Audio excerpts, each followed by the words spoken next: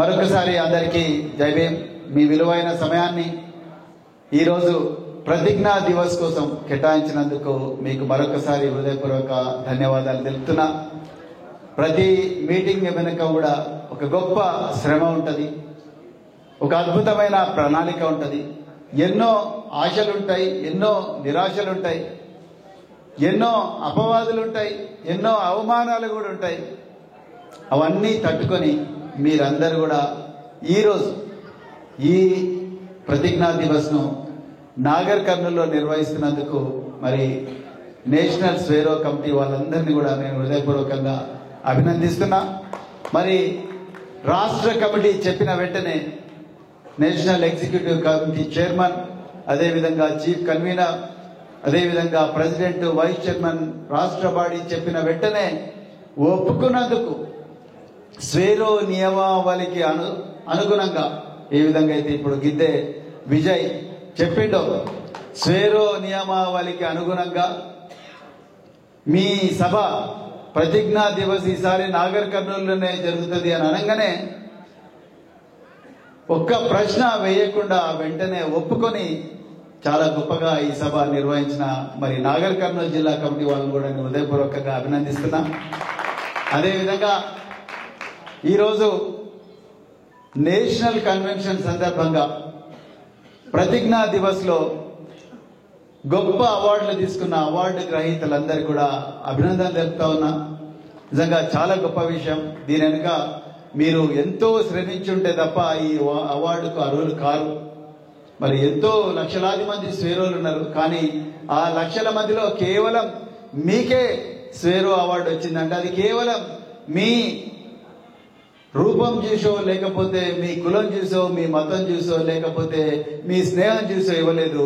కేవలం మీ ప్రతిభ, మీ అంకిత భావాన్ని చూసే ఈ అవార్డు మరి ఈ కమిటీ వాళ్ళు ఇచ్చిన అనుకుంటున్నా. వాళ్ళకు కూడా హృదయపూర్వక ధన్యవాదాలు తెలుపుతా ఉన్నా. అదేవిధంగా మరి కొల్లూరు సత్యన్న గారు ప్రతిజ్ఞా దివస్ కు ముఖ్య అతిథిగా విచ్చేసినందుకు వారికి కూడా హృదయపూర్వక ధన్యవాదాలు తెలుపుతా ఉన్నా. మరి వారి జీవితం తెరిచిన పుస్తకం అయినా వారు ఆ బుక్ను ఇంకా మన దాంట్లో చాలా మంది చదవలేదు. ఆ కాశన్న గారు ఒక్కరే చదివినట్టుంది. నేనైతే చదివినాను, ఎందుకంటే పుస్తకాలు ఏంది నిద్ర రాదు నాకు. సో నేను ఆ బుక్ను చదివిన, పూర్తిగా చాలా గొప్పగా రాశారు. మరి డాక్టర్ పసునూరి రవీందర్ గారికి సత్యన్న గారు చెప్తా ఉంటే, పసునూరి రవీందర్ గారు ఆయన ఆవేదనను, ఆయన ఆక్రందనను, ఆయన ఆశయాలను వాటన్నిటి కూడా అక్షర రూపం ఇచ్చి ఒక గొప్ప పుస్తకంగా తీర్చిదిద్దింది. ఆ రోజు ఆ పుస్తక రూపంలో ఉండే మన సత్తన్న, ఒక పోరాట పటిమ ఉండే సత్తన్న, 100 కోట్ల రూపాయల ఆస్తి ఉన్న 100 మందికి నేను కడుపు నిండా బో పెడితే చాలు నా జీవితం ధన్యమైనట్టే అనే మరి సత్తన్న వందలాది మందికి స్వేరోయిజం ఏం చెప్తుంది? ఆకలైతే అన్నం మెతుకులు తినాలి, అన్నం మెతుకులు కాదు అక్షరాలు తినాలనే నానుడికి ప్రతీకగా ఈరోజు సత్యన్న గారు ఆస్క్ సొసైటీ పెట్టి, నేను దాని ప్రారంభోత్సవంలో కూడా నేను పోయినప్పుడు కోవిడ్-19 పాండమిక్ టైంలో పెట్టారు 2019లో. ఆస్క్ సొసైటీలో దేశవ్యాప్తంగా వందలాది మంది అన్ని కులాలకు చెందిన బిడ్డలందరికీ కూడా మరి మన స్టేజ్ మీద పెట్టిన మహనీయులందరి జీవితాలను వాళ్ళకు వివరించి ఈ సిద్ధాంతం, ఈ భారతదేశాన్ని సమూలంగా మార్చే సిద్ధాంతాన్ని వాళ్ళందరికీ చెప్పి వాళ్ళను మరి ప్రగతిశీలుగా తయారు చేస్తున్న సత్యన్న గారికి ఈరోజు ఎంతో కష్టం ఉన్న నాగర్ కర్నూలుకి వచ్చినందుకు వారికి ప్రత్యేకమైన ధన్యవాదాలు తెలుపుతా ఉన్నా. మరి అదేవిధంగా థ్యాంక్ యూ సత్యన్న. మరి అదేవిధంగా ఈరోజు మీరందరూ కూడా రాష్ట్ర నలుమూలల నుంచి ఇక్కడికి వచ్చిండ్రు, మీ అందరికీ కూడా ధన్యవాదాలు. మరి ఇక్కడికి రాలేని వాళ్ళు ఉత్తరప్రదేశ్లో North India coordinator Jaswant Singh గారు, అదేవిధంగా మరి Karnataka president professor R B Chandrashekar గారు, వీళ్ళందరూ కూడా రాలేకపోయారు. వాళ్ళందరికీ కూడా నేను ప్రత్యేకమైన ధన్యవాదాలు తెలుపుతున్నాను. నేను పోకపోయినా, మనం ఎవరం పోకపోయినా కూడా స్వేరోయిజం ఒక సిద్ధాంతాన్ని బలంగా నమ్మి ఈరోజు వారు ఉత్తర భారతంలో చాలా గొప్ప స్వేరో మూమెంట్ నిర్మిస్తున్నారు. వారికి కూడా మనందరి తరఫున అభినందనలు తెలపాలి. మిత్రులారా, నిజానికి నేను చెప్పాల్సినవన్నీ కూడా ఇక్కడ నా ముందు మాట్లాడిన వక్తలు వాళ్ళ అనుభవాల రూపంలో, అదేవిధంగా వాళ్ళ ఆలోచనల రూపంలో, వాళ్ళ మరి టార్గెట్ల రూపంలో ఈ రాబోయే సంవత్సరానికి ప్రతిజ్ఞా దివస్ సందర్భంగా ఎలాంటి లక్ష్యాలతోనే మనం ముందరికి పోతే మనం ఈ దేశంలో ఒక గొప్ప శక్తిగా ఎదుగుతామన్న విషయాన్ని వాళ్ళు చాలా చక్కగా చెప్పడం జరిగింది. కానీ కొన్ని అనుభవాలు మీతో పంచుకోవాలని చెప్పేసి నేను ఈరోజు మరి ఇక్కడ ఉన్నాను. మిత్రులారా, నేను నవంబర్ 13వ తారీఖు నాడు ఉత్తరప్రదేశ్ పోయినా. ఉత్తరప్రదేశ్ ఢిల్లీలో ఫ్లైట్ దిగి అక్కడి నుంచి దాదాపు 4 గంటలు ఎముకలు కొరికే చలి, ఆ చలిలో ప్రయాణం చేసి నేను గంగా నది తీరంలో ఒక అమ్రోహా అనే జిల్లా ఉంటుంది, ఆ అమ్రోహా జిల్లాలోకి నేను పోవడం జరిగింది. అక్కడ ఒక పెద్ద టెగ్రీ మేళా అని ఒక మేళా జరుగుతుంది. లక్షలాది మంది ప్రజలు ఆ మేళాకు వస్తున్నారు. ఆ మేళాలో ఆ లక్షలాది మంది ప్రజలుండే మేళాలో ఎక్కడో దూరంగా ఒక స్వేరో ఫ్లాగ్ అనిపించింది. అక్కడి నుంచి రాత్రి 14వ తారీఖు నాడు రాత్రి పౌర్ణమి, కార్తీక పౌర్ణమి. ఆ 14వ తారీఖు నాడు రాత్రి నేను టెగ్రీలో ఉండే క్యాంపుకు గంగానది తీరంలోకి పోతే వేల మంది ఎముకలు కొరికే చలిలో, ఉత్తర భారతదేశంలో చలికాలంలో చలి ఎట్లుంటుందో మీకు తెలుసు, ఎముకలు కొరికే చలిలో వేల మంది జై స్వెరో అనే నినాదం ఇస్తూ టెంట్ కింద కూర్చున్నారు. అక్కడి వక్తలు వాళ్ళందరూ కూడా స్వేరోయిజం యొక్క గొప్పతనాన్ని, స్వేరోయిజం వల్ల మన జీవితాలు ఏ విధంగా మారబోతున్నాయన్నది చక్కని ఉత్తర భారతదేశంలో మాట్లాడే హిందీలో అక్కడ పేద ప్రజలకు చెప్పిర్రు. కొంతమంది మఫ్లర్లు కట్టుకొని వచ్చిండ్రు, కొంతమంది డబుల్ స్వెటర్లు వేసుకొని వచ్చిండ్రు, కొంతమంది చలిమంటలు కాచుకున్నారు.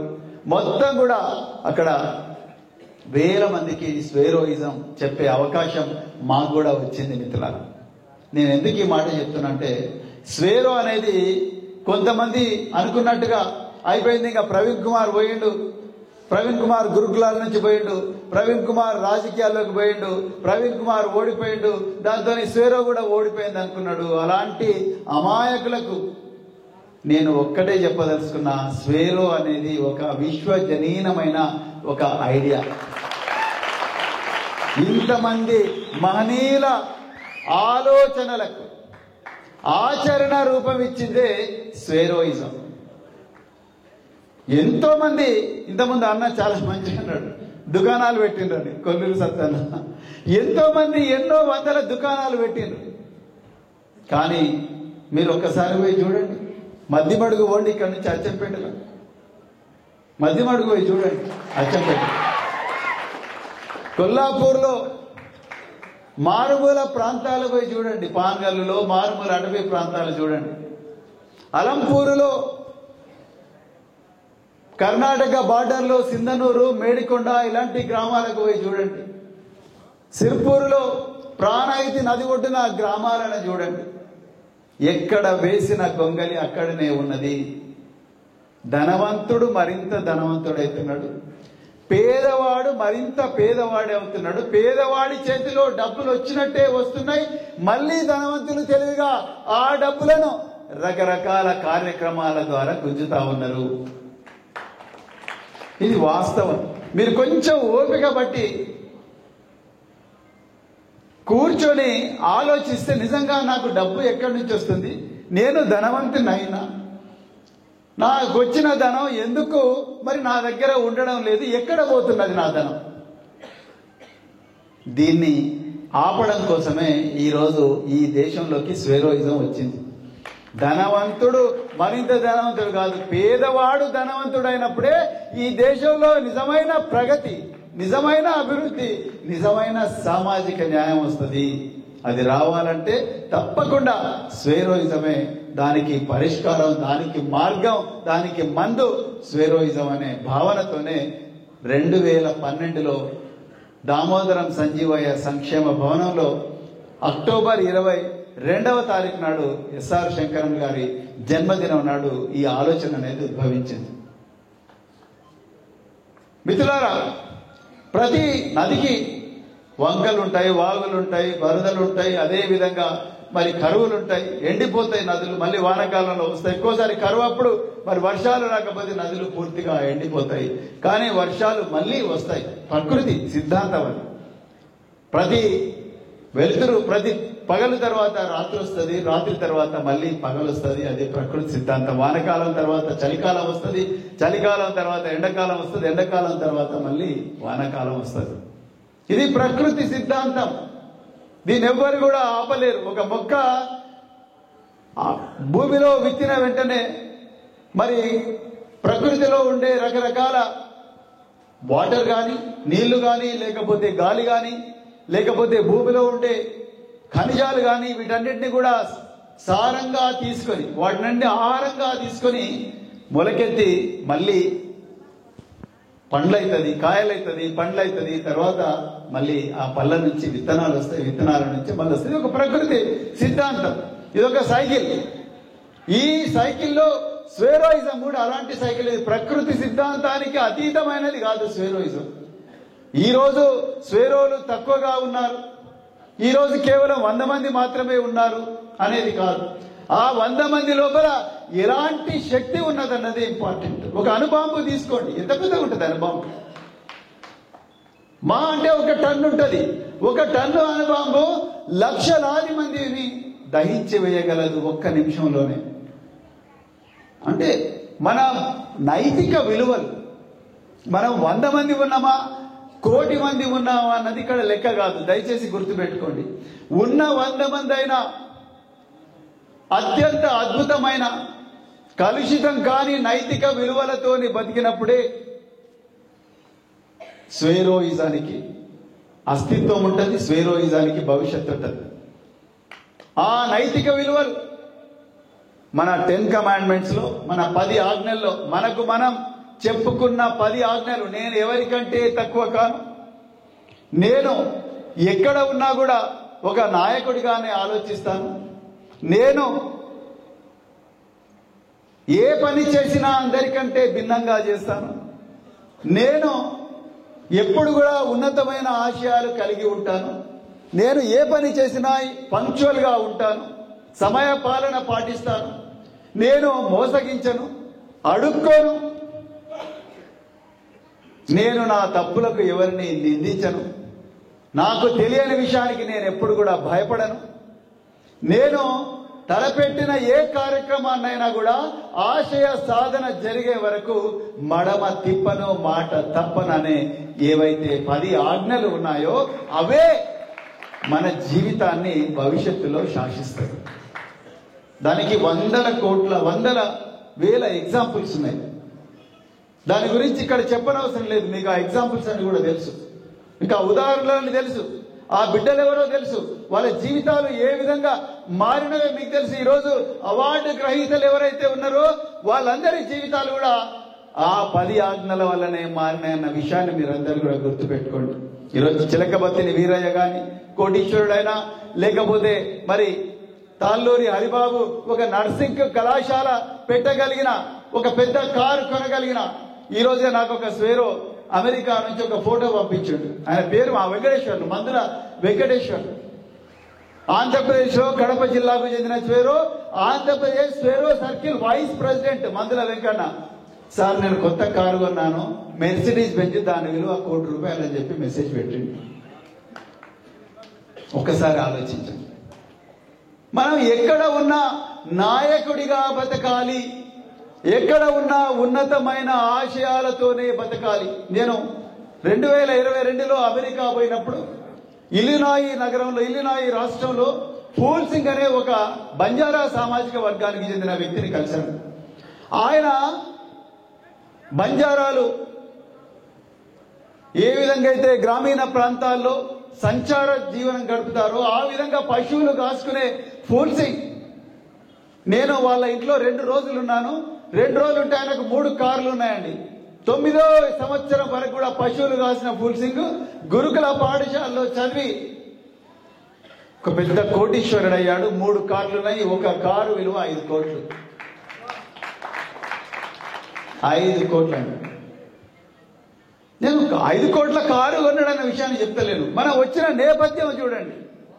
మనం ఏ నేపథ్యం నుంచి వచ్చినాం, ఈ రోజు ఎక్కడ ఉన్నాం, దానికి కారకులు ఎవరు, దానికి కారణభూతులు, దానికి ప్రధానమైన కారణం ఏంది, దానికి ప్రస్థానం ఏ విధంగా జరిగింది అన్న విషయం మీద మనందరికి కూడా స్పష్టత ఉండాలి. అక్కడనే మన విలువలు పనిచేస్తాయి.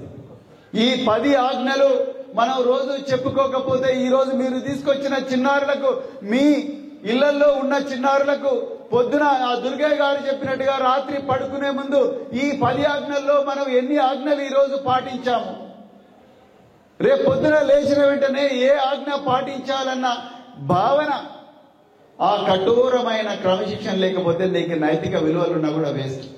నీకు 10 ఆజ్ఞలు కంఠస్థం చేయగలవచ్చు నువ్వు, కానీ పొద్దున లేచిన వెంటనే నువ్వు ఈ ఆజ్ఞల్లో పాటించలేకపోతే లాభం లేదు. సో మారల్ వాల్యూస్ ఉండడమే కాదు మిత్రులారా, నైతిక విలువలు ఉండడమే ముఖ్యం కాదు, దానితో పాటు ఆ విలువలను ఆచరణలో పెట్టగలిగే క్రమశిక్షణ కూడా కావాలి.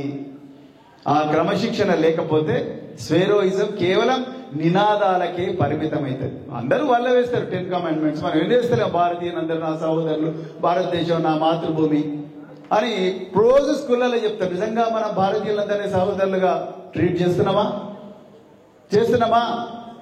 చేయడం లేదు. చేస్తే ఈ పరిస్థితి ఉండదు. సో అందుకొరకే మన నైతిక విలువలు వాటిని ఆచరణలో పెట్టాలంటే కఠోరమైన క్రమశిక్షణ కావాలి. అందుకొరకే ఈ క్రమశిక్షణ ఒక వాట్సాప్ స్టేటస్ తోనో, ఒక ఇన్స్టాగ్రామ్ పోస్ట్ తోనో, లేకపోతే ఒక ప్రవీణ్ కుమార్ చూస్తున్నాడనో, ఒక ప్రవీణ్ మామిడాలో చూస్తున్నాడనో, లేకపోతే మీ ఊర్లో ఒక లీడర్ చూస్తున్నాడనో, మీ గర్ల్ ఫ్రెండ్ చూస్తున్నాడనో, లేకపోతే మీ బాయ్ ఫ్రెండ్ చూస్తున్నాడనో ఈ స్టేటస్లు పెట్టుకుంటే ఆ విధంగా మార్పు రాదు. దయచేసి గుర్తుపెట్టుకోండి, రాదు, మార్పు రాదు. మీరు డీప్గా ఆలోచించండి, ఆ విధంగా మార్పు రాదు. నీ లోపలనే అంతర్మదనం జరగాలి. నేనెవరు? నేను ఉదాహరణకు చెప్తాను. నేను 2005 వరకు Gold Flake king size cigarette తాగేవాడిని. రోజుకు ఒక్కొక్కసారి 3 సిగరెట్లు, ఒక్కోసారి 5 సిగరెట్లు తాగేవాడిని. కానీ నాకు ఎందుకో అది సిగరెట్ స్మోకింగ్ ఒకరోజు డాక్టర్ చెప్పిండు, సార్ మీరు ఇంత పెట్టుకున్నారు, ఎందుకు సార్ ఈ సిగరెట్ తాగి ఆరోగ్యం చెడగొట్టుకుంటారు? చిన్న స్టూడెంట్ లైఫ్ నుంచి వచ్చింది అలవాటు. మా నాయన కూడా సిగరెట్ తాగేటోడు. సో అందుకొరకు ఇది పెద్దగా నాకేమి ఇబ్బంది కలుగుతలేదు కదా, మస్తు మంది తాగుతారు, మా సీనియర్ ఆఫీసర్లు చాలా మంది తాగుతారు, మేము కూడా తాగుతాం, ఏమున్నది ఇలా పెద్ద కదా అంటే, లేదు సార్ ఇది మంచిది కాదు, నికోటిన్ అనేది క్యాన్సర్ తీసుకొస్తుంది అని చెప్పిన వెంటనే సరే నాకు ఎందుకో, అరే ఇది డాక్టర్ మంచిగానే చెప్తున్నాడు, మనం ఇంత చదువుకొని వెటర్నరీ డాక్టర్ అయ్యి, మనం ఐపీఎస్ ఆఫీసర్ అయ్యి మనకి ఈ సిగరెట్లు తాగడేందని చెప్పేసి నేను 2005 సెప్టెంబర్ 28 నాడు ఢిల్లీలో ఇందిరాగాంధీ ఇంటర్నేషనల్ ఎయిర్పోర్ట్ లో ఇది ఒక లాస్ట్ సిగరెట్ అని చెప్పి నేను లాస్ట్ సిగరెట్ ముట్టించిన. ముట్టించిన తర్వాత నువ్వు లాస్ట్ సిగరెట్ అంటున్నావు, మరి లాస్ట్ అసలు సిగరెటే తప్పని అనుకున్నప్పుడు ఈ సిగరెట్ కూడా ఎందుకు తాగలేనేది నా మనసు నన్ను అడిగింది. అవునా, సిగరెట్ తప్పు, ఇది లాస్ట్ సిగరెట్ అని దీన్ని కూడా ఎందుకు ముట్టియాలి? అది సగం సిగరెట్ తాగిన తర్వాత అయ్యో నిజమే కదా కరెక్ట్ అని చెప్పి దాని అక్కడనే సిగరెట్ ను ఖతం చేసి డస్ట్బిన్ లో పడేసిన. నా దగ్గర మిగిలిన గోల్డ్ ఫ్లాగ్ పాకెట్ ఉంటే అది కూడా డస్ట్బిన్ లో పడేసిన. ఇక అయిపోయిందా మరి? నేను ఫ్లైట్ ఎక్కిన తర్వాత అక్కడి నుంచి ఆస్ట్రియా దేశంలో వియన్నాకు పోయిన తర్వాత ఇక విపరీతమైన చలి, అప్పుడే చలికాలం స్టార్ట్ అయింది. ఇక వియన్నా పోయిన తర్వాత వియన్నా నుంచి మళ్ళా విమానంలో కొసోవో పోయినా. యుగోస్లావియాలో ఒక రిపబ్లిక్, అది చిన్న ఒకప్పుడు, ఇప్పుడు ఒక దేశం అయింది. ఆ కొసోవో రాజధాని ప్రిస్టినా, మొత్తం మంచు. ఆ ప్రిస్టినాలో నన్ను రిసీవ్ చేసుకోవడానికి ఒక బార్డర్ సెక్యూరిటీ ఫోర్స్ ఆఫీసర్ వచ్చాడు. వచ్చి నేను దిగగానే welcome to Pristina, like to have cigarette అని చెప్పి పెద్ద కొత్త ఫారిన్ సిగరెట్ బ్రాండ్ నా ముందర పెట్టిండు. చల్లగా ఉన్నది, విపరీతమైన చలి. చూసానేమో నాకు సిగరెట్ అలవాటు ఉంది, నేను ఒక 16 గంటల ముందరనే సిగరెట్ ఆపేసిన. ఇక నా మనసు ఎట్లుంటుంది చూస్తేనేమో డనియల్, చాలా ఎక్స్పెన్సివ్ సిగరెట్ డనియల్ ఇలా ముందర పెట్టి would like to have a cigarette అన్నాడు. ఎట్లుంటది? నేనేమన్నా తెలుసా, ఐ డోంట్ స్మోక్ అన్నా.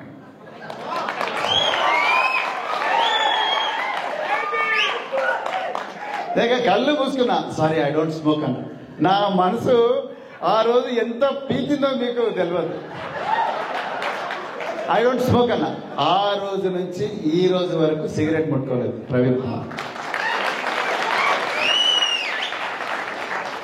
అంటే ఒక కఠోరమైన నిర్ణయం తీసుకుంటే దానికి కట్టుబడి ఉండాలి. నేను జూలై 19వ తారీఖు నాడు, జూలై 19 కన్నా ముందు నేను మా వైఫ్ ఇద్దరం అమెరికాలో అరిజోనా నగరంలో, అరిజోనా పక్కన నెవాడా గ్రాండ్ కాన్యన్ అని పెద్ద ఒక వ్యాలీ పోతుంటది. అది చాలా పెద్ద టూరిస్ట్ ప్లేస్. అక్కడ కూర్చొని ఉన్నప్పుడు మేము డిస్కస్ చేసుకున్నాం, మనం ఐపీఎస్ ఆఫీసర్లం, ఐఏఎస్ ఆఫీసర్లం, మరి మన పిల్లలకు రిజర్వేషనే, పేదోళ్లకు రిజర్వేషనే. అసలు రిజర్వేషన్ ఎవరికి కావాలి? మధ్యమడుగులో ఉండే పిల్లలకు కావాలి, బిజినపల్లిలో ఉండే పిల్లలకు కావాలి, వనపర్తిలో ఉండే పిల్లలకు కావాలి, రేవెల్లిలో ఉండే పిల్లలకు కావాలి, ఏదుల్లో ఉండే పిల్లలకు కావాలి. అదేవిధంగా పాన్గల్లో, కొల్లాపూర్లో, పెడ్లవెల్లిలో, తలకొండపల్లిలో, లేకపోతే కల్వకుర్తి దగ్గర ఉండే ఈ మారుమూల ప్రాంతాల్లో ఉండే పిల్లలకు రిజర్వేషన్ కావాలి. నీకు ప్రభుత్వం అన్ని సౌకర్యాలు ఇచ్చింది, లక్షల రూపాయల జీతం ఉన్నది, మనకెందుకు? ఈ పిల్లలను మనం చదివించుకోగలిగే స్తోమత బాబాసాహెబ్ అంబేద్కర్ పుణ్యమాని మనకు వచ్చింది. అలాంటప్పుడు మళ్ళీ మనం రిజర్వేషన్ ఎందుకని మేము ఒక 2 నిమిషాల్లో మాట్లాడుకున్నాం. ఎస్, నో అంటే నో. ఢిల్లీకి దిగినాం, ఢిల్లీ నుంచి హైదరాబాద్కి వచ్చినాం, సిబిఎస్ఈ అప్లికేషన్ తీసుకున్నాం. Do you belong to the following category అని ఓసీ, ఓబీసీ, ఎస్సీ, ఎస్టీ అని చెప్పి రాసింది. మేము ఓసీ అని టిక్ చేసేసినాం, ఓపెన్ కాంపిటీషన్ అని టిక్ చేసినాం. ఇప్పటి వరకు కూడా కట్టుబడి ఉంది మేము దానికి. నేను మీకు చెప్పాలనుకున్నది ఏంటంటే మిత్రులారా, ఒక నిర్ణయం జీవితంలో తీసుకుంటే ఆ నిర్ణయానికి కట్టుబడి ఉండాలి.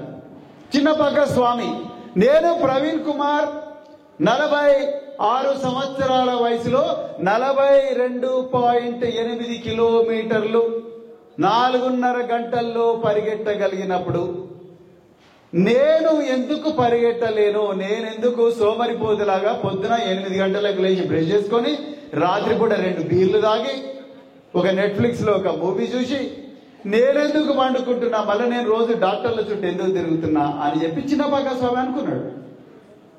అనుకొని కఠోరమైన నిర్ణయం తీసుకున్నాడు. ఏమన్నా కానీ నేను ఈ ప్రవీణ్ కుమార్ను బీట్ చేయాలన్నాడు. నేను పరిగెట్టింది 3 మారథాన్లే, ఆయన ఇవాళ 30 మారథాన్లు పరిగెట్టిండు. ఫుల్ మారథాన్ 42.8 కిలోమీటర్లు ఒక మారథాన్. నాకు తెలుసు మారథాన్ ఎంత కష్టంగా ఉంటుంది. దానికి 4 నెలలు ట్రైన్ చేయాలి, 6 నెలలు ట్రైన్ చేయాలి. ట్రైన్ చేస్తే కానీ బాడీ కాదు, లేకపోతే చచ్చిపోతాం, గుండెపోటు వచ్చి. అలాంటిది ఆయన 42 మారథాన్, దాదాపు 30 ఫుల్ మారథాన్లు, ఇక ఎన్ని హాఫ్ మారథాన్లు పరిగెట్టుండే ఆయనకి తెలియదు.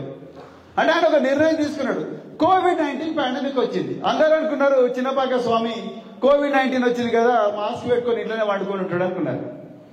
ఆయన మాస్క్ బెడ్రూమ్ లో తీసేసి బెడ్రూమ్ లోనే స్టేషనరీగా ఖైదీలు ఎట్లయితే జైలు సెల్లలో ఫిట్నెస్ కోసం పరిగెడతారో ఆ విధంగా బెడ్రూమ్ లోనే పరిగెట్టినాడు మన చిన్నపాక స్వామి. ఇప్పటి వరకు కూడా 1300 రోజుల వరకు కంటిన్యూస్ గా పరిగెడుతూనే ఇలా లిమ్కా బుక్ ఆఫ్ రికార్డ్ లో వచ్చాడు. అది నిర్ణయం. నిజంగా చెప్తున్నా, అదే 10 కమాండ్మెంట్స్ అంటే. 10 కమాండ్మెంట్స్ అంటే ఏదో ఒక I shall be the leader, wherever I shall never give up అని బల్లె వేస్తే ఒక రోబో లాగా నడవదు. పాటించాలి. పాటించడానికి నిరంతరం ప్రయత్నం చేస్తుండాలి. మనమందరం మనుషులం, రకరకాల టెంప్టేషన్స్ ఉంటాయి. కానీ ఆ టెంప్టేషన్స్ ను కంట్రోల్ చేసుకుంటేనే నువ్వు గాని, నీ కుటుంబం గాని, నీ జాతి గాని బాగుపడుతుంది. లేకపోతే నిన్ను ఏ వర్గాలైతే అనాదిగా ఆ లిక్కర్ చూపించి, ఆ సారాయి చూపించి, ఆ ఉగ్గాని చూపించి, ఆ బజ్జీలు చూపించి, ఆ కళ్ళు చూపించి, ఆ 90 ml బాటిల్ చూపించి నిన్ను ఏ విధంగా అయితే మోసం చేస్తున్నారో ఆ వర్గాలు 100 సంవత్సరాల వరకు నిన్ను ఆ విధంగానే మోసం చేస్తే నీ ప్రవర్తన నువ్వు అంతర్గతంగా మార్చుకోకపోతే. ఇది వాస్తవం. 75 సంవత్సరాలైంది స్వాతంత్రం వచ్చి. బాబాసాహెబ్ అంబేద్కర్ గారు రాజ్యాంగాన్ని 1950లో ఈ దేశానికి ఇచ్చిండ్రు. రాజ్యాంగంలో స్వేచ్ఛ, సమానత్వం, సమన్వయం, సౌభ్రాతృత్వం, జస్టిస్, లిబర్టీ, ఈక్వాలిటీ, ఫ్రెటర్నిటీ అనే ఒక మూల సిద్ధాంతాన్ని రాజ్యాంగ పీఠికలో పెట్టి ఈ దేశాన్ని ప్రపంచాన్ని వదిలిపెట్టిపోయాడు బాబాసాహెబ్. మరి ఎక్కడ మనకు రావడం లేదు. రాజ్యాంగం ఎంతమందిని చదివినాం మనం? ఒక్కరో ఇద్దరో చదివి ఉంటాం. రాజ్యాంగ పీఠికలో ఉన్న ఆ లిబర్టీ అనే సూత్రాన్ని కనీసం మన ఇళ్లలో పాటిస్తున్నామా? ఇళ్లలో ఉండే మహిళలను గౌరవిస్తున్నామా? ఇళ్లలో ఉండే పిల్లలను గౌరవిస్తున్నామా? పిల్లలకు పాఠాలు చెప్తున్నామా? వాళ్ళు చెప్పే విషయాలను మనం శ్రద్ధగా వింటున్నామా? వాళ్ళని ఎంకరేజ్ చేస్తున్నామా? అదే బాబాసాహెబ్ అన్నాడు. లిబర్టీ అంటే సమాజంలోనే లిబర్టీ కాదు, నీ గుండెలో కూడా లిబర్టీ ఉండాలి, నీ ఆలోచనలో లిబర్టీ ఉండాలి, నీ ఆలోచనలో స్వేచ్ఛ ఉండాలి, నీ కుటుంబంలో స్వేచ్ఛ ఉండాలి, నీ పిల్లలతో నువ్వు సమయం గడిపే దాంట్లో స్వేచ్ఛ ఉండాలి, పిల్లలకి ఇచ్చే ప్రోత్సాహంలో స్వేచ్ఛ ఉండాలి, పిల్లల కలలను వినే ఓపిక ఉండాలి, వాళ్ళ కలలను నిజం చేసుకోవడానికి వాళ్ళకు నువ్వు స్వేచ్ఛనివ్వాలి, ఆ స్వేచ్ఛకు తగిన సపోర్ట్ ఇవ్వాలి. అప్పుడే బాబాసాహెబ్ కలలు కన్నా సమానత్వం అనేది వస్తుంది. ఇలా స్వేరోలుగా అందరికీ మనకు తేడా ఉండాలనే కదా నేను మొదటి నుంచి చెప్తున్నది. అన్న చెప్పినట్టుగా మనం కూడా ఒక దుకాణం అయితే ఏం లాభం? ఆలోచించండి. మనం కూడా ఒక దుకాణం అయితే ఏం లాభం? మనం కూడా దుకాణం అయితే అవే లెటరేట్లు వస్తాయి, అవే విజిటింగ్ కార్డులు వస్తాయి, దాని తర్వాత అదే దందాలు నడుస్తాయి. మనం అట్లా కాకూడదనే కదా ఈరోజు స్వేరో నెట్వర్క్ పెట్టింది. అందుకొరకే మిత్రులారా, మీరు ఈరోజు 4 రంగాల్లో కొన్ని నిర్ణయాలు తీసుకున్నారు. మొదటిది విద్యారంగంలో నిర్ణయాలు తీసుకున్నారు. విద్యారంగంలో మీరు సైబర్ అన్నారు. మీరు సైబర్ రంగంలో మరి నేరాల గురించి ఆలోచించారు. నేను కొంత మీకు సలహాలు ఇవ్వాలనుకున్నాను. మరి మీ ఎగ్జిక్యూటివ్ కమిటీ పర్మిట్ చేస్తారు. సలహాలు ఏంటయ్యా అంటే, మీరు ఎంతసేపు నేరం, ఓకే సైబర్ క్రైమ్ జరుగుతున్నాయి, బెట్టింగ్ యాప్స్ వచ్చినాయి, ఇవన్నీ వచ్చినాయి, ఇవన్నీ వాటి దృష్టికి మనం వాటి వైపు పోకూడదు, అగ్రీ. కానీ అసలు నీకు ఆ బెట్టింగ్ యాప్ నిర్మించే జ్ఞానం ఉన్నదా? అంటే బెట్టింగ్ యాపే కాదు, ఏ యాప్ అయినా నిర్మించడానికి నీకు కోడింగ్ కావాలి, లేకపోతే ఇప్పుడు ఆర్టిఫిషియల్ ఇంటెలిజెన్స్ వచ్చింది, కృత్రిమ మేధస్సు, దాన్ని అర్థం చేసుకునే జ్ఞానం ఉన్నదా? కృత్రిమ మేధస్సు ఒక ఉత్పాతం లాగా, ఒక సునామీ లాగా ఈ ప్రపంచాన్ని దహించి వేస్తుంటే, మనిషి రోబోతో పోటీ పడి ఓడిపోయిన సందర్భాలు ఇప్పుడు ఉంటే మనం ఎవరం? మన అస్తిత్వమే ప్రమాదంలో పడ్డది. మనం అంటే నేను అనేది ఈ బహుజనులు కాదు, ఈ మనిషి అస్తిత్వమే ప్రమాదంలో పడ్డది. ఈ అస్తిత్వం నుంచి, ఈ పెను ప్రమాదం నుంచి ఎట్లా కాపాడుకోవాలన్న జ్ఞానం ప్రపంచంలో ఎవరికి లేకపోయినా స్వేరోలకు ఉండాలనేది నా కల. అప్పుడే ఎలాన్ మస్క్ తెలివిలేక నేను అంగారక గ్రహం పోతలేనని చెప్తలేడయా. మీరు అర్థం చేసుకోండి. ఎలాన్ మస్క్ తెలివిలేక అంగారక గ్రహానికి మనిషిని పంపించాలని అంటలేడు. భూమండలానికి పరిమితులు ఉన్నాయి. ఇవాళ కాకపోయినా రేపైనా భూమండలాన్ని ఈ మనుషులు, ఈ రోబోలు, ఈ artificial intelligence, artificial general intelligence అనేది ఈ ప్రపంచాన్ని కబలించబోతున్నది. అప్పుడు మనం పారిపోవడానికి ఇంకొక గ్రహం కావాలి అని చెప్పి ఆలోచించే ఆయన నేను అంగారక గ్రహానికి పోవాలనుకుంటున్నాడు. మీకు ఎప్పుడైనా వీలున్నప్పుడు నెట్ఫ్లిక్స్ ఎంతమందికి ఉంది అకౌంట్ ఒకసారి చేతులు ఎత్తండి. 1 2 3 పర్వాలేదు, 700 రూపాయలే భయ్, ఎప్పుడైనా తీసుకోండి. నెలకి 700 రూపాయలు పర్వాలేదు. సో నెట్ఫ్లిక్స్ లో ఇంటర్స్టెల్లార్ అని ఒక మూవీ ఉంటుంది. ఇంటర్స్టెల్లార్ అనే ఒక మూవీ ఉంటుంది, దయచేసి చూడండి. నేను 4 సార్లు చూసిన, అప్పటికి సగం అర్థం కాలే నాకు ఆ మూవీ. అంత ఇంట్రెస్టింగ్ మూవీ. సో మనిషి ఎప్పుడు కూడా భవిష్యత్తులో ఏం జరగబోతుందనే దాని మీద ఒక దృష్టి పెట్టుకోవాలి. మీరు అక్షరం అన్నారు, అక్షరంలో మీరు కేవలం బెట్టింగ్ యాప్స్, డేటింగ్ యాప్స్ గురించే మాట్లాడుతున్నారు, దాంట్లో ఉండే ఫ్రాడ్స్ గురించి మాట్లాడుతున్నారు. నా రిక్వెస్ట్ మీ అందరికి ఏందయ్యా అంటే, అసలు ఈ కోడింగ్ అంటే ఏంటి, ఈ సాఫ్ట్వేర్ అంటే ఏంటి, ఈ ప్రోగ్రామింగ్ అంటే ఏంటి, ఈ పైథాన్ అంటే ఏంటి, ఈ ఆర్ అంటే ఏంటి, ఈ C++ అనే లాంగ్వేజ్ అంటే ఏంటి, అసలు ఈ వీటన్నిటికీ ఎక్కడి నుంచి జ్ఞానం వస్తుంది, దాన్ని నేను నా బిడ్డలకు ఏ విధంగా అందించాలి, నేనే విధంగా నేర్చుకోవాలి అన్న విషయాన్ని మీరు ఒక ఉద్యమంగా నిర్మిస్తేనే ఈ దేశంలో స్వేరోలు మానవ జాతిగా మనుగడ సాగిస్తారు. నేను మళ్ళా చెప్తున్నా, లేకపోతే బానిసలవుతారు. దయచేసి గుర్తుపెట్టుకోండి. ఇది కష్టం కాదు. యూట్యూబ్ లో రకరకాల లెసన్స్ ఉన్నాయి. ఇప్పుడు జ్ఞానం అనేది ప్రజాస్వామీకరించబడ్డది థ్యాంక్స్ టు టెక్నాలజీ. యూట్యూబ్ లో రకరకాల యాప్లు ఉన్నాయి. ఆ యాప్ల్లో మీరు ఏదో ప్రాంక్స్, విరాట్ కోహ్లీ బ్యాటింగ్, లేకపోతే బుమ్రా బౌలింగో, లేకపోతే ఇవే చూడడం కాదు, లేకపోతే ఇంకా రకరకాల వ్యవహారాలు చేయడం కాదు యూట్యూబ్లో. ఈ ఆన్లైన్ లెసన్స్ తీసుకోండి, డెఫినెట్ గా మీరు చాలా సక్సెస్ఫుల్ అవుతారు మిత్రులారా. రెప్యూటెడ్ యాప్స్ కూడా తప్పకుండా మీకు మంచి జ్ఞానం వస్తుంది. అందుకొరకు నా రిక్వెస్ట్, మీరు అక్షరంలో కోడింగ్ను లేకపోతే ఆన్లైన్లో దొరికే ఈ గొప్ప జ్ఞానాన్ని, ఈ ఆర్టిఫిషియల్ ఇంటెలిజెన్స్ ఎట్లా పనిచేస్తుంది, దాన్ని వాడుకొని నేను ఏ విధంగా ఎదగాలి, నా ఫ్యామిలీ ఏ విధంగా ఎదగాలన్న దాని మీద కూడా దయచేసి ఆలోచించండి. ఇది నేను చెప్పాలనుకున్నాను. ఇక రెండవది, మీరు ఆరోగ్యం గురించి మాట్లాడారు. ఆరోగ్యం అనగానే డ్రగ్స్ అన్నారు. ఎస్, డ్రగ్స్ జోలికి మనం పోకూడదు. ఎందుకంటే మనం స్టెరాయిడ్స్లోనే ఉంది. లిక్కరు, స్మోకింగ్, గంజాయి, ఈ ఏవి కూడా మనం ముట్టుకోకూడదు అనుకున్నాం. దయచేసి వాటి జోలికి పోకండి. కానీ నా రిక్వెస్ట్ ఏంటంటే, మనకు తెలియకుండానే మన ఆరోగ్యం కూడా దోపిడీకి గురవుతుంది. ఎట్లా గురవుతుందా అంటే, మనం ఎవరు కూడా పొద్దున్న లేచి ఎక్సర్సైజ్ చేస్తలేం. మనం పొద్దున్న లేస్తేనే సెల్ ఫోన్లో చూస్తున్నాం, మళ్ళీ రాత్రి పడుకునే ముందు కూడా సెల్ ఫోన్లో చూస్తున్నాం, మధ్యలో టైం దొరికినప్పుడు కూడా మళ్ళీ మొబైల్ ఫోన్లో చూస్తున్నాం తప్ప మన మూవ్మెంట్ లేదు బాడీలో. అందుకొరకు దయచేసి రోజుకు కనీసం అంటే 30 నిమిషాలు ఏదో విధమైన శారీరక శ్రమ చేయండి. మీకు మోటార్ సైకిల్ ఉన్నా లేకపోతే కారున్నా ఏమున్నా కూడా తప్పకుండా మీరు చేయండి. అదేవిధంగా అప్పుడప్పుడు మనం ఏ విధంగా అయితే కలుస్తున్నామో నెలకు ఒకసారి మీ కుటుంబాలతోని కలవండి. పప్పన్నవి తినండి. ఇలా మాకు దుబ్బ నాగేశు పప్పన్న పెట్టాడు, చాలా మంచిగా అనిపించింది నాకు. మటన్ చికెన్ అవసరం లేదయ్యా, మీరు పప్పన్నవి తినండి, కానీ కుటుంబాలతో కలవండి. కుటుంబాలతో కలవండి. గొప్ప వ్యక్తుల సాన్నిహిత్యం కోరండి. మీకన్నా బాగా బతుకుతున్న వ్యక్తులను మీ ఇళ్లలో పేరెంటాలకు పిలవండి. నేను జ్ఞాన ఖడ్గధారణ ఎందుకు చెప్పినాయా? జ్ఞాన ఖడ్గధారణ ఏమని, ఇప్పుడు చిన్న పిల్లలు ఉన్నారు ఇక్కడ, లలిత వాళ్ళ పిల్లలు తీసుకొని వచ్చింది. జ్ఞాన ఖడ్గధారణ ఏమని చెప్పిన నేను?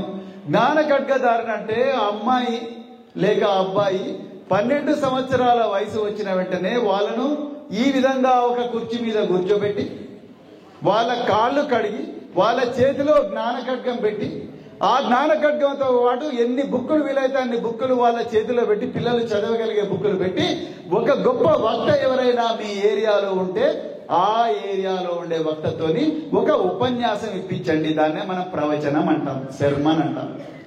ఇప్పించండి, వచ్చిన వాళ్ళందరూ వింటారు. తర్వాత ఆ బిడ్డకు ఒక మాట చెప్పండి, ఈ రోజు నుంచి జ్ఞాన ఖడ్గం నీ చేతిలో ఉంది. ఏ విధంగా అయితే బాబాసాహెబ్ అంబేద్కర్, మహాత్మా జ్యోతిరావు పూలే, మానశ్రీ కాంచీరామ్, ఛత్రపతి సాహు మహారాజ్, మాతా సావిత్రిబాయి పూలే, నారాయణ గురు, పెరియార్ రామస్వామి ఇలాంటి మహనీయులు ఎందరో, గౌతమ బుద్ధుడి దగ్గర నుంచి ఇంతమంది మహనీయులు ఈ అజ్ఞానపు చీకట్లను తమ జ్ఞాన ఖడ్గంతో చీల్చిండ్రో. బిడ్డ, ఈ రోజు ఆ జ్ఞాన ఖడ్గం నీ చేతిలోకి వచ్చింది. ఈ రోజు నుంచి ప్రపంచానికి నువ్వే చక్రవర్తి, జ్ఞాన ఖడ్గం నీ చేతిలో పెట్టినని చెప్పండి. నాకు తెలిసినంత వరకు 2021 జూలై 20వ తారీఖు నాడు ఊట్నూరులో, దంతహలపల్లిలో భూషణ గారి అమ్మాయి మానసకు మాత్రమే మేము చేయడం జరిగింది. మనస్వి ఆ అమ్మాయి పేరు. ఆ అమ్మాయి ఈరోజు టాపర్ అండి.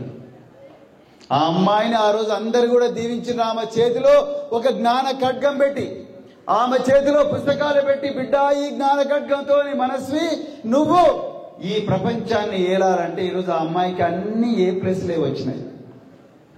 అర్థమైందా మీకు? అన్ని మార్కులు A+++, A+, వచ్చినాయి. నేను అడుక్కున్నా, అయ్యా మీరు చేయండి, మీరు చేయండి, మీరు చేయండి, ఎవ్వరు చేయలేదు. నేను ఎందుకు చెప్తున్నా అంటే, ఇక్కడే నైతికత వస్తుంది.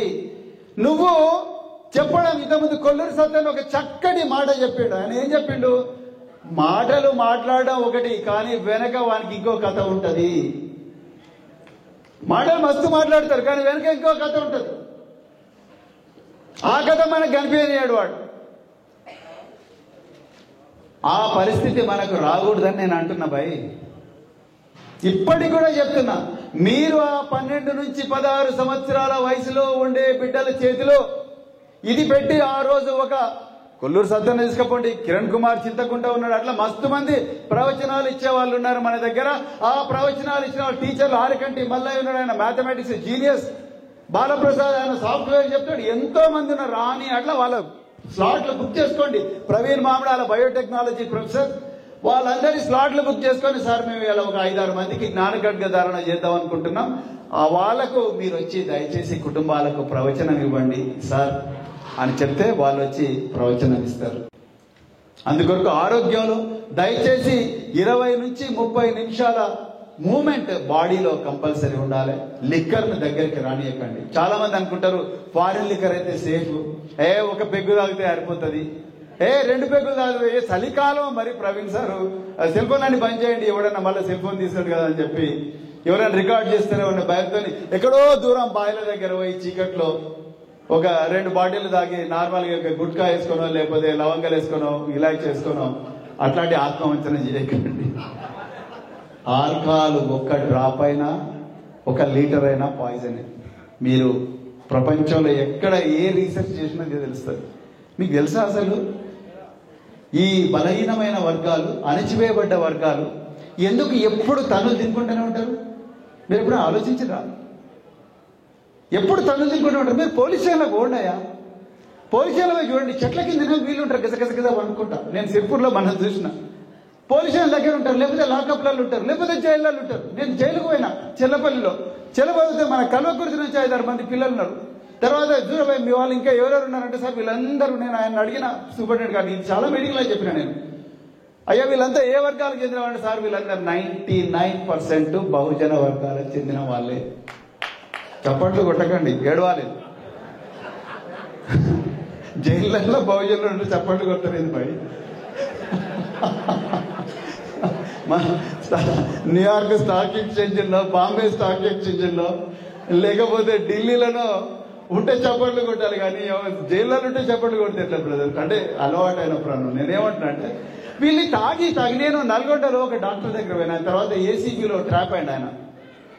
నేను బహుజన రాజ్యాధికారి చేసినప్పుడు ఒక ఫ్యామిలీ ఏడుస్తుంది. ఆమె ఏడుస్తుంటే, అమ్మ ఎందుకు ఏడుస్తుంటే, నా భర్త చచ్చిపోయాడు బాంచిన అన్నది. సరే ఎక్కడున్నాడంటే, ఎక్కడుంది బాడీ అంటే పోయిన. బాడీ పోతే ఏమైందంటే, సార్ తాగిండు తర్వాత మళ్ళీ ఎంట్రీని కూడా తాగిండు.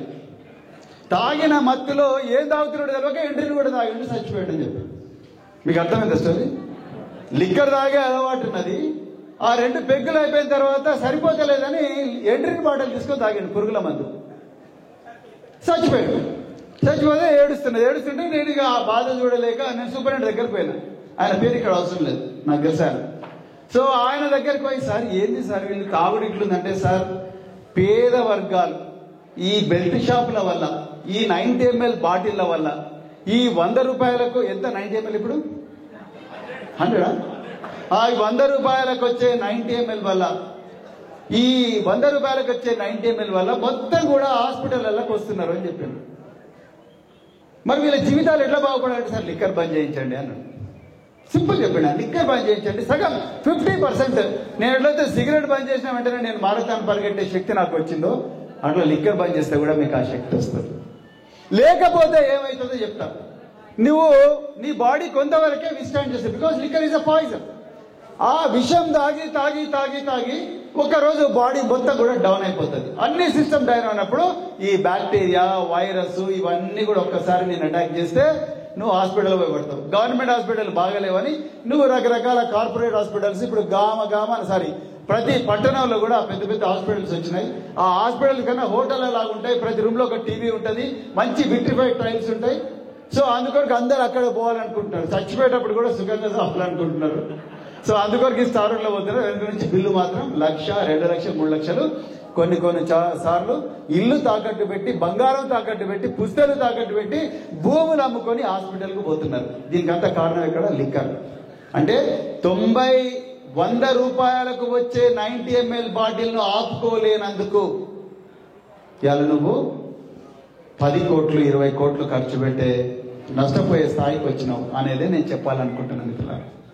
అందుకొరకు లిక్కర్కు దూరంగా ఉండడం కూడా స్వేరో ఆరోగ్య పాలసీలో ఒక భాగం కావాలి. గుట్కాకు దూరంగా ఉండడం కూడా స్వేరో ఆరోగ్య పాలసీలో ఒక భాగం కావాలి. దీని మీద గ్రామాన మీరు చెప్పగలగాలి.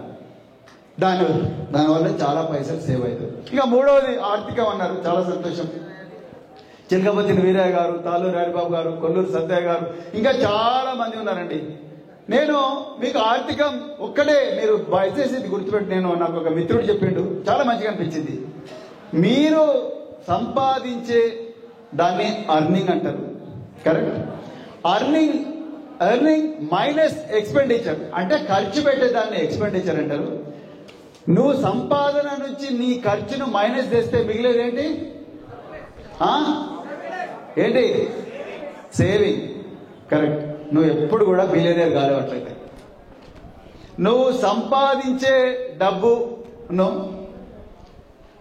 నుండి నీ ఖర్చును మైనస్ చేస్తే వచ్చే సేవింగ్ను చూసి మురిచిపోతే నువ్వు చచ్చినా కూడా బిలియనీర్ కాలేవు, శ్రీమంతుడివి కాలేవు, లక్షాధికారి కాలేవు.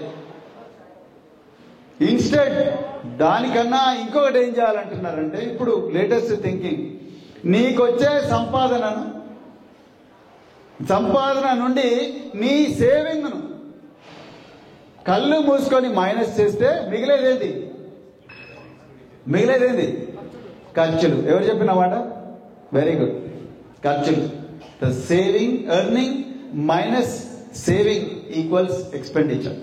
అంటే దీని అర్థం ఏంటయ్యా అంటే, నువ్వు 100 రూపాయలు సంపాదిస్తున్నావంటే ఆ 100 రూపాయల నుండి నేను ఏమైనా కానీ, నేను పస్తులైనా ఉంటా కానీ నేను 40 రూపాయలు సేవ్ చేసుకోవాలనుకున్నా ఈ సంవత్సరం, ఈ నెల అని అనుకుంటే అప్పుడు నీకు మిగిలేది ఎంత? 60 రూపాయలు.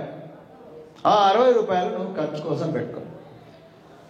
ఒక్కోసారి 80 రూపాయలే సంపాదన ఉంటుంది, 80 రూపాయల నుంచి 40 తీస్తే 40 రూపాయలు. ఒక్కోసారి 70 రూపాయలే ఉంటుంది సంపాదన, అందులో నుంచి కూడా 40 రూపాయలే తీస్తే 30 రూపాయలు. అంటే ఒక్కోసారి ఖర్చులు తగ్గించుకోవాల్సిన అవసరం ఉంటుంది. ఎందుకు చెప్తున్నా నేనంటే మిత్రులారా, దయచేసి గుర్తున్న అనుభవంతో చెప్తున్నా. మా నాయన బిఆర్ సవరణ 2002లో నేను కరీంనగర్ జిల్లా ఎస్పీగా ఉన్నప్పుడు చనిపోయాడు. మా నాయన టీచర్ అయినప్పుడు కూడా అతనికి సేవింగ్, అసలు ఆస్తి ఎక్కడ ఉంటుంది, ఆస్తి ఎట్లా గ్రో అవుతుంది, రియల్ ఎస్టేట్ అంటే ఏంటి, దానికి నేను ఏ విధంగా సేవ్ చేసుకోవాలి అన్న భావన అతనికి తెలియనందువల్ల మా నాన్న ఈ సంపాదన చేయలేకపోయాడు, మాకేం ఇవ్వలేకపోయాడు మా ఫాదర్. కానీ మీరు దయచేసి ఈ ఆర్థిక విషయంలో మీరు దయచేసి ఆ తప్పులు చేయకండి. రకరకాల ప్లాన్స్ ఉన్నాయి. ఇప్పుడు నేను ప్రవీణ్ మామిడాల చెప్తుంటే నేను దాన్నే ఉటంకించాలనుకున్నా. మొన్న మేము Swaero network, secrets of Swaero share market అని ఒక వర్క్ షాప్ పెట్టడం జరిగింది. చాలా గొప్పగా జరిగింది. అది నేను స్వేరోలకు రిక్వెస్ట్ చేసేది అంటే అది జిల్లా కేంద్రాల్లో కూడా దయచేసి పెట్టండి. ఇలా ఈయన ధనవంతుడు, మీరు బుక్ చదవండి. ఎవరిది? Rich dad poor dad. దాని రచయిత ఎవరు? Robert Kiyosaki. దయచేసి చదవండి. ఎంతమంది చదివింది ఈ బుక్? ఒకసారి చేతులు ఎత్తండి చూడండి. ఎట్లా ధనవంతులు అవుతారా మీరు? 5 మంది చేతులు ఎత్తున్నారు. ఎట్లా ధనవంతులు అవుతారు? ఎన్ని రోజులని కూలి పని చేస్తారు, ఎన్ని రోజులని కోడి పిల్లలాగా ఆటోలలో కూలి పనికి పోతారు. రిచ్ డాడ్ పూర్ డాడ్ లో ధనవంతులు ఎప్పుడు కూడా వాళ్ళ ధనవంతులు ఇట్లా వండుకుంటారు, వాళ్ళ ధనమే వాళ్ళకి ధనం తీసుకొచ్చి పెడతారు. పేదవాడు ఎప్పుడు దినదిన గండంగా బతుకుతాడు.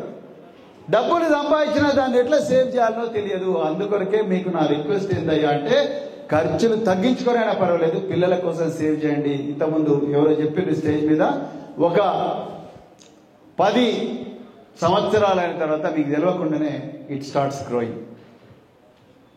నిజంగా చెప్తున్నా. అట్లాంటి వాళ్ళని నేను చాలా మంది చూసిన. దాంట్లో best example doctor Pagidipati Devayya.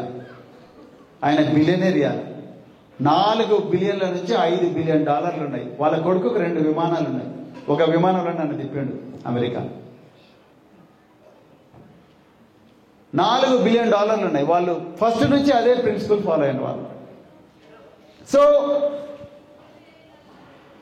Systemic investment plan అని ఉంటుంది. అంటే ప్రతి నెల నా బిడ్డల కోసం 500 రూపాయలు పక్కకు పెడతాను. అది చిట్ ఫండ్లో లేకండి దయచేసి.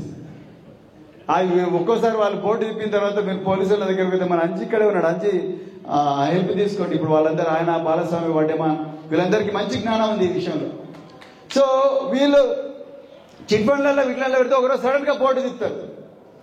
మీరు అదే share market SEBI regulated share market, approved companies నుంచి షేర్లు కొనుక్కుంటే మీరు కంపెనీకి ఓనర్ అవుతారు. మీ దగ్గర కోటాను కోట్లు ఉండాల్సిన అవసరం లేదు. 500 రూపాయలన్నా కూడా మీకు ఆ కంపెనీలో ఓనర్షిప్ వస్తుంది. ఈ విషయం ఎంతమంది తెలిసి చెప్పండి, చదివేతండి. 10 మంది చదివేస్తున్నారు. ఒక్కసారి ఆలోచించండి భాయ్, ఈ ప్రపంచంలో trillions of dollars share market లో ట్రేడ్ అవుతుంటాయి. షేర్, కరెన్సీ, గోల్డ్, సిల్వర్, ఇవి ఎట్లా జరుగుతాయి కూడా మనకు ఆ జ్ఞానం రానివ్వలేదు ఈ దుర్మార్గులు.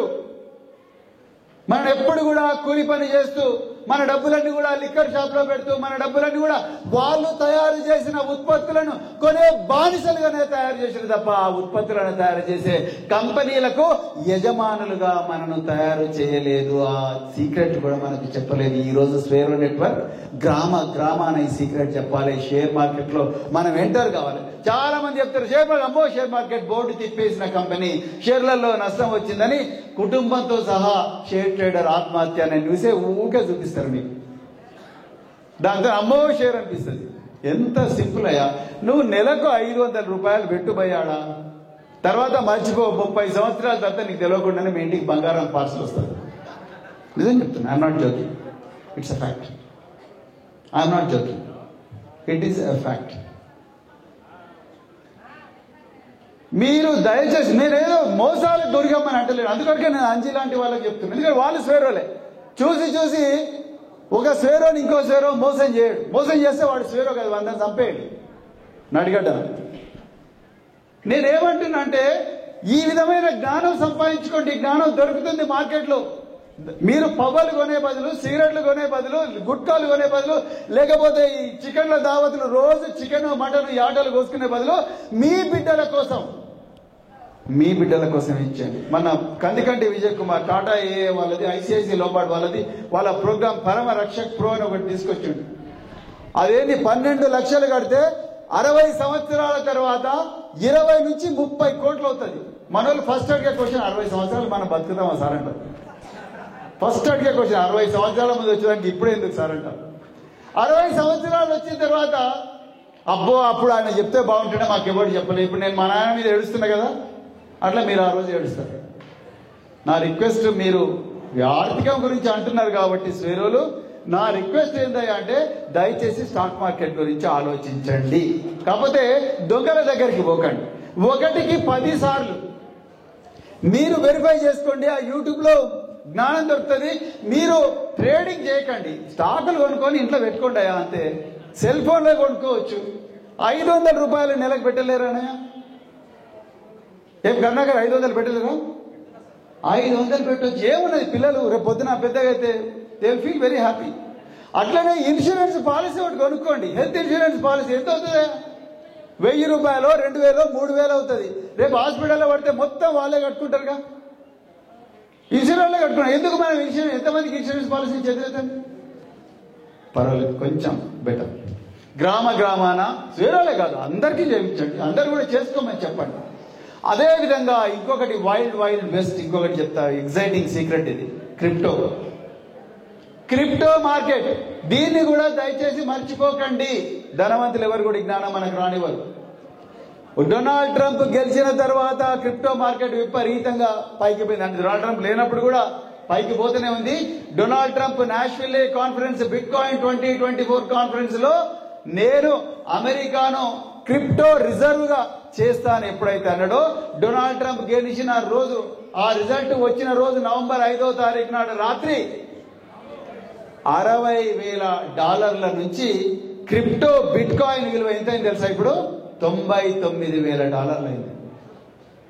ఎన్ని రోజులు అయిందండి? నవంబర్ 6కు రిజల్ట్స్ వచ్చినాయి. ఇవాళ నవంబర్ 23. ఎన్ని రోజులు? 17 రోజుల లోపలనే $99,000 అయింది.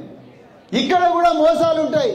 మీరు గుడ్డిగా ఎవరు నమ్మకండి. మళ్ళీ స్వేరో అంతే తప్ప సార్ అంజీ పేరు చెప్పిండు, అంజీ నా దగ్గర నుంచి డబ్బులు తీసుకున్నాడు, సో ఈ విషయం ప్రవీణ్ కుమార్ కు చేరేదాకా షేర్ చేయండి అని చెప్పి ఆయనను బీచ్పల్లి పక్కన కృష్ణానదిలో ముంచి మీరు తుంగభద్రలో దుంకి లాస్ట్కు ప్రవీణ్ కుమార్ ను జెండా మీద ఎక్కిస్తారు. మీరు ఆ పని చేయకండి, నేర్చుకోండి.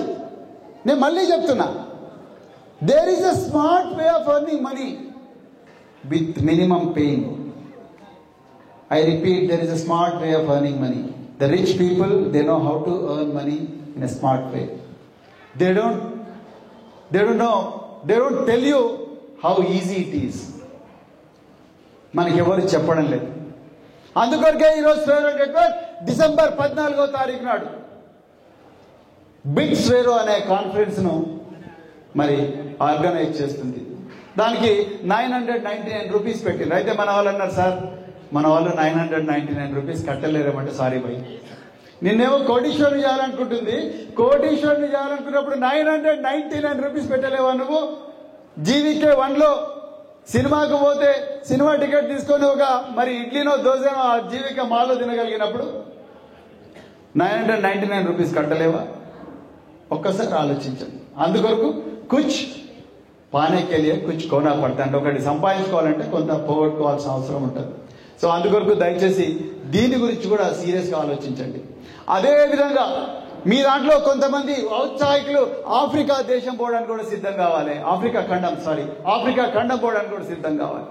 మీ దాంట్లో కొంతమంది ఆస్ట్రేలియా ఖండానికి పోవడానికి సిద్ధం కావాలి. కొంతమంది దక్షిణ అమెరికా పోవడానికి సిద్ధం కావాలి. కొంతమంది ఉత్తర అమెరికా పోవడానికి సిద్ధం కావాలి. కొంతమంది యూరోప్లో రకరకాల దేశాలకు పోవడానికి సిద్ధం కావాలి. అంతే తప్ప నేను మా ఊర్లోనే ఉంటా, మా అమ్మ చేసిన ఉగ్గానే తింటా, ఆ బజ్జీలే తింటా, రాత్రి గంగనే ఇంకా దోస్తులతోని మరి ఎంజాయ్ చేస్తా అంటే మాత్రం నువ్వు చచ్చినా ముందరికి పోలేవు. ఈ దేశంలో, ఈ ప్రపంచంలో అత్యంత ధనవంతులైన జాతులందరూ కూడా ఏదో ఒక రోజు వాళ్ళ దేశ సరిహద్దులు దాటిన వాళ్ళే. ఇది వాస్తవం. నిజం చెప్తున్నా. నేను మస్కట్ పోయినా, నేను దుబాయ్ పోయినా. మస్కట్ దుబాయ్లో కూర్చొని చూస్తే అక్కడ మొత్తం ఆ ఎకానమీ నడిపించేదంతా కూడా కేరళ వాళ్ళు, గుజరాత్ వాళ్ళు. నమ్ముతారా మీరు? ఎక్కడ గుజరాత్, ఎక్కడ మస్కట్, ఎక్కడ గుజరాత్, ఎక్కడ కేరళ, ఎక్కడ సౌదీ అరేబియా, ఎక్కడ కేరళ, ఎక్కడ దుబాయ్, మొత్తం అక్కడ ఎకానమీని నడిపించేదంతా కూడా వాళ్ళే. మీరెందుకు చేయలేరా? ఎప్పుడు ఇక్కడే నాకర్నే ఉండాలన్నా?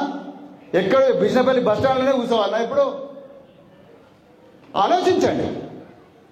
తప్పకుండా దేశ సరిహద్దులు దాటే ధైర్యాన్ని తెచ్చుకోవాలి. కష్టం ఉంటుంది, తప్పకుండా కష్టం ఉంటుంది. కానీ ఆ కష్టాన్ని తట్టుకొని నిలబడిగింది కాబట్టి ఇలా దేవయ్య బిలియనర్ అయింది. వాళ్ళ ఆయన చెప్పులు కొట్టుకుంటాడు. నేను వాళ్ళ ఇంటికి పోయినాయా, ఒకవైపు పసిఫిక్ మహాసముద్రం, ఇంకోవైపు అట్లాంటిక్ మహాసముద్రం. ఆ రెండు మహాసముద్రాల మధ్యలో 19 అంతస్తుల మీద పెంట్ హౌస్లో ఆయన ఇల్లు పెద్దగా ఉంటుంది. మీకు తెలుసా? తండ్రి చెప్పులు కొట్టుకునేవాడు. ఒక టీచర్, రామ్జీ మాస్టర్, ఆయన పేరు నాకు గుర్తులేదు, ఆ టీచర్ జనగావలో చిన్న హాస్టల్ పెట్టి పురుగులున్న అన్నం పెడితే ఆ అన్నం తిని బతికిన దేవయ్య ఇవాళ బిలియనర్ అయ్యిండు. వాళ్ళ కొడుకు $50 మిలియన్ అమెరికన్ డాలర్లను ఒక హాస్పిటల్కు దానం చేసిండు. ఆయన $50 మిలియన్, $50 బిలియన్ అండి, రూపాయలు కాదు. $50 మిలియన్, ఒక 5 మిలియన్లు అంటే ఎంత? 40 కోట్లు. 10 మిలియన్లు అంటే 80 కోట్లు. ఇంకా $50 మిలియన్ అంటే మీరు ఒకసారి ఆలోచించండి. అన్ని 100 కోట్ల రూపాయలను ఆయన ఒక హాస్పిటల్కి దానం చేసిండు. ఆయన ఒక చెప్పులు కొట్టుకునే కుటుంబంలో పుట్టిన వ్యక్తి యొక్క కొడుకు. మీ పిల్ల అట్లా కావాలని ఉందా లేదా? గట్టిగా చెప్పండి. అలసిపోయినరా? బంద్ చేయమంటారా? అలసిపోయినరా? నా మాట వినండి బ్రదర్స్, నిజంగా చెప్తున్నా. కాలం విలువైనది. Time is finite. కాలానికి అంతం ఉంది, అంటే జీవితానికి అంతం ఉంది. కానీ మనిషి మేధస్సుకు అంతం లేదు, ఆలోచనకు అంతం లేదు, జీవితానికి అంతం ఉంది. అందుకొరకే ఉన్న కాలాన్ని సరిగ్గా సద్వినియోగం చేసుకుంటేనే మీరు గొప్ప లీడర్లు అవుతారు, గొప్ప కోటీశ్వర్లు అవుతారు, గొప్ప వ్యక్తులు అవుతారు. మీ కుటుంబాలు కూడా గొప్ప పరిస్థితికి వస్తాయి. ఇక టైం అవుతుంది, నిన్న టైం అవుతుంది, ఇక ఈ సోది ఇన్ని సచ్చినము, ఇక పోదాంపా అని అనుకుంటే పోతారు. అంటే ఇక మళ్ళీ రారు వాపస్. నిజం. అందుకొరకు దయచేసి దీని గురించి ఆలోచించండి. గ్రామాన స్వేరో నెట్వర్క్ గా మీరు ఈ కొత్త పవనాల గురించి చెప్పండి. మళ్ళీ రిపీట్ చేస్తున్నా, ఈ కొత్త ఏవైతే డెవలప్మెంట్స్ ఉన్నాయో ఆర్థిక రంగంలో వీటి గురించి చెప్పండి. ఇక చివరిగా మరి సాంస్కృతిక రంగం గురించి మాట్లాడింది జగన్. నేను నా కళ్ళతో చూసిన ఈ బాలాపూర్ జగన్ గత 7 సంవత్సరాల నుంచి ఉదయం 4 గంటలకే నిద్రలేచి దాదాపు 30 మంది పిల్లలను ప్రతిరోజు కూడా ఆదివారంతో సహా ప్రతిరోజు కూడా వాళ్ళను గ్రౌండ్కి తీసుకుపోయి మళ్ళీ తీసుకొచ్చి వాళ్ళందరికీ ట్యూషన్లు చెప్పి తర్వాత మళ్ళీ సాయంత్రం వాళ్ళందరికీ ట్యూషన్ చెప్పి గొప్ప గొప్ప సైంటిస్టులకు పరిచయం చేసిండు జగన్. అది గొప్ప విషయం. పక్కనే డిఫెన్స్ ఆర్గనైజేషన్స్ ఎన్నో ఉంటాయి, డిఆర్డిఏ, తర్వాత ఇంకా రకరకాల మిదాని, దాని తర్వాత ఆర్సిఐ, ఇలాంటి గొప్ప గొప్ప ఆర్గనైజేషన్స్ ఉండే సైంటిస్టులందరూ వచ్చి ఆ చిన్న పిల్లలకు వాళ్ళ స్టోరీలు చెప్తుంటే ఆ పిల్లలు కూడా మేము కూడా పెద్దగైన తర్వాత శాస్త్రవేత్తలు కావాలని కలలు కంటున్నారు. ఒక్క సర్కిల్ ఆ పని చేయగలిగినప్పుడు గ్రామాన ఒక స్క్వేర్ సర్కిల్ ఉంటే ఎంత గొప్పగా ఉంటుందండి, ఎంత గొప్పగా ఉంటుందో ఒకసారి ఆలోచించండి. నేను మా ఊరికి ఏదైనా చేయాలని అలంపూర్లో 6 లక్షల రూపాయలు పెట్టి ఒక గొప్ప స్వేరో సర్కిల్ పెట్టి 4 కంప్యూటర్లు పెట్టి నేను కడితే అది ఈరోజు శిథిలావస్థకు వచ్చింది. ఫ్యాన్లు ఇరిగిపోయినాయి, కంప్యూటర్లు కూడా శిథిలావస్థకు వచ్చినాయి. మీరు ఒక్కసారి ఆలోచించండి. అంటే మనకు జ్ఞానం ఇస్తామని ఎవరైనా వచ్చినా మనం తీసుకునే స్థాయిలో లేవు. కానీ బాలాపూర్ జగన్ 7 సంవత్సరాల నుంచి గొప్పగా స్వేరో సర్కిల్ నడిపిస్తున్నాడు. ఆ విధంగా తెలంగాణలో ఈరోజు దాదాపుగా 100కు పైగా స్వేరో సర్కిల్ నడుస్తున్నాయి. కర్ణాటకలో 700 స్వేరో సర్కిల్స్ నడుస్తా ఉన్నాయి. మిత్రులారా, గ్రామాన స్వేరో సర్కిల్స్ ఉండేటట్టుగా మీరు ప్రయత్నం చేయండి. అప్పుడే స్వేరో నెట్వర్క్ కు మరి విలువ ఉంటుంది. ఊకే మనం జెండాలు పట్టుకొని జై స్వేరో జై భీమ్ అని బాబాసాహెబ్ విగ్రహానికి దండాలు వేసినంత మాత్రమే మన జీవితాలు మారవు. రేపు అధికారంలోకి వచ్చినా మన జీవితాలు మారవు. నేను అది కూడా చెప్తున్నా, నేను యూపీ నుంచి వచ్చినా కాబట్టి చెప్తున్నా. అధికారంలోకి వచ్చినా మన జీవితాలు మారవు. 125 అడుగుల ఎత్తైన విగ్రహం పెట్టినా మన మనసు మారకపోతే మన జీవితాలు మారవు. మన జీవన శైలి మారకపోతే మన జీవితాలు మారవు. ఆ అంతర్గత క్రమశిక్షణ, ఆ ఆరాటం, ఆ పోరాటానికి నువ్వు సన్నద్ధం కావాలి. ఎంత ఉపద్రవం వచ్చినా నేను మారుతానా, నా కుటుంబం మారుతుంది, రేపు నా వర్గాన్ని కూడా నేను మారుస్తానని నీకు మనసులో కఠోరమైన నిర్ణయం తీసుకొని నీ ప్రవర్తనను మార్చుకోకపోతే మనం ఎన్ని నినాదాలు ఇచ్చినా కూడా వేస్ట్. నినాదం వెనుక నీకు ఒక ప్రణాళిక ఉండాలి. ఆ ప్రణాళికను ఆచరించే ఒక గొప్ప నిబద్ధత నీకు ఉండాలి. అప్పుడే మన జీవితాలు మారుతాయని చెప్తూ మరి ఈరోజు ప్రతిజ్ఞా దివస్ సందర్భంగా మీరందరూ కూడా ఇక్కడికి వచ్చి మరొక్కసారి అందరికన్నా గొప్ప వ్యక్తులుగా మారుతామని సామూహికంగా ప్రతిజ్ఞ చేస్తున్నందుకు మీ అందరికీ కూడా హృదయపూర్వక ధన్యవాదాలు చెప్తూ జై భీమ్.